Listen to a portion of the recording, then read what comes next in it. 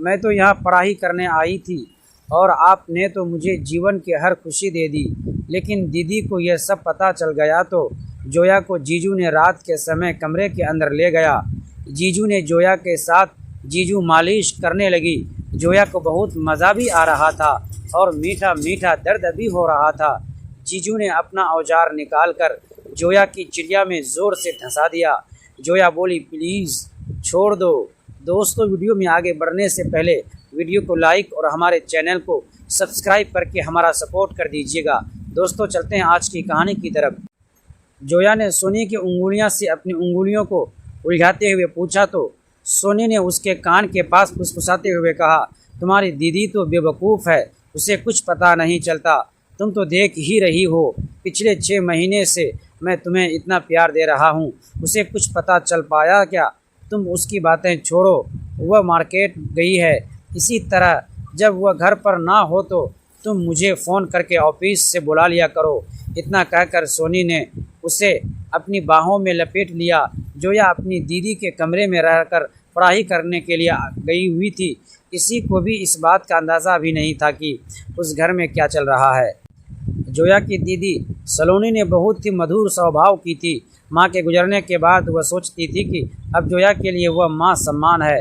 वह उसे माँ की कमी कभी महसूस नहीं होने देती थी। इसीलिए तो जब रिया की ने उसके ही शहर में पढ़ाई करने के लिए एडमिशन लिया तो उसने उसे अपने ही घर पर रख लिया था। सलोनी के सास ससुर इस दुनिया में नहीं थे और सलोनी की माँ भी 2 साल पहले स्वर्ग सिधार चुकी थी। मायके में केवल उसके पिताजी थे और वह खेती का काम देखा करते थे। अपनी बेटी को वह पढ़ाना चाहते थे, इसीलिए उन्होंने जोया को पढ़ने के लिए शहर भेजा था। उन्होंने लगा था कि शहर में उनकी बड़ी बेटी और दामाद रहते हैं तो जोया को कोई दिक्कत नहीं होगी। और जब सलोनी ने जोया को अपने घर पर रख लिया था तो तब तक रमेश जी छोटी बेटी की तरह पूरी तरह से निश्चिंत हो चुके थे। उन्होंने भी धीरे धीरे दोनों में हंसी मजाक भी होने लगा था और इधर उधर की बातें करते करते सोनी कभी उसके कंधे को छू लेता, कभी हाथ पकड़ लेता। जोया को भी उस समय मज़ा आने लगा था और वह भी कोई विरोध नहीं करती थी। तो धीरे धीरे उसकी हिम्मत बढ़ती जा रही थी। एक दिन सलोनी ने अपनी किसी सहेली के जन्मदिन की पार्टी में गई हुई थी। रिया घर पर अकेली ही थी। परवीन उसके साथ बैठा किसी बात पर हंसी मजाक कर रहा था। तभी बातों ही बातों में उसने जोया को अपनी बाहों में लपेट लिया। रिया को भी अच्छा लगा। शुरुआत से ही सोनी अपनी पत्नी की छोटी बहन जोया की सुंदरता के पीछे पागल था। उस रात जब उसने जोया को अपनी बाहों में समेट लिया तो दोनों एक दूसरे में डूबते चले गए। सोनी ने प्यार भरे पलों में बस इतना ही कहा, तुम्हारी दीदी मुझे 4 सालों में एक बच्चा भी नहीं दे पाई है। मुझे किसी भी तरह बस एक बच्चा चाहिए, मैं तुमसे शादी कर लूँगा। जोया भी उसकी मीठी मीठी बातों में उलझती चली गई। सोनी उसे जिस तरह अटेंशन देता था वह दिन रात खुशी में डूबी रहने लगी। इधर सलोनी को अंदाज़ा भी नहीं था कि उसके पीठ पीछे उसके पति और बहन के बीच क्या चल रहा है।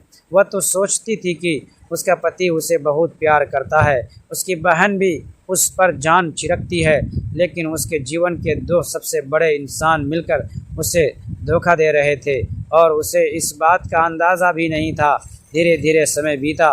एक दिन सुबह सवेरे रिया उंगलियां करने लगी तो सलोनी ने परेशान हो गई। वह उसे डॉक्टर के पास ले जाने की जिद करने लगी, लेकिन जोया को कुछ शक हो चुका था। पहले दिन जब वह अपने किराए के कमरे में पहुंची तो उसे अकेलापन काटने लगा। दीवारें जैसे उसे घूर रही थी। माँ की याद, घर की याद, सब कुछ उसे बेचैन कर रहा था। उसी मकान में नीचे एक परिवार रहता था, राघव और उसकी माँ राघव की माँ बहुत ही सरल और सनहनी स्वभाव की थी। उन्होंने आर्या को पहली बार देखा तो मुस्कुरा कर बोली, बेटा अगर किसी चीज़ की ज़रूरत हो तो बेझिझक बता देना, हम यहीं नीचे रहते हैं। वहीं से एक रिश्ता शुरू हुआ। धीरे धीरे आर्या उस घर में आने जाने लगी। राघव की माँ उसे अपनी बेटी की तरह मानने लगी और राघव को हमेशा चुप रहता, लेकिन उसकी आंखों में एक अपनापन था। एक दिन कॉलेज से लौटते वक्त आर्या की तबीयत खराब हो गई। तेज़ बुखार में वह अपने कमरे में अकेली पड़ी थी। तभी राघव को पता चला तो वह तुरंत डॉक्टर लेकर आया। पूरी रात वह और उसकी माँ आर्या के पास बैठे रहे। दवा, खाना, देखभाल सब कुछ उन्होंने ऐसे किया जैसे वह उसकी अपनी ही हो। जब आर्या की आंख खुली तो उसने खुद को अकेला नहीं पाया। उस दिन पहली बार उसे लगा शहर में भी कोई अपना हो सकता है। दिन बीतते गए और रिश्ता गहरा होता गया। राघव अब उससे खुलकर बात करने लगा था। वह उसे पढ़ाई में मदद करता, उसके साथ हंसता, उसे समझता। आर्या को अब शहर अच्छा लगने लगा था क्योंकि अब वह अकेली नहीं थी। दोस्तों, अगली पार्ट देखने के लिए प्लीज़ हमारे चैनल को सब्सक्राइब करके हमारा सपोर्ट ज़रूर कर दीजिएगा।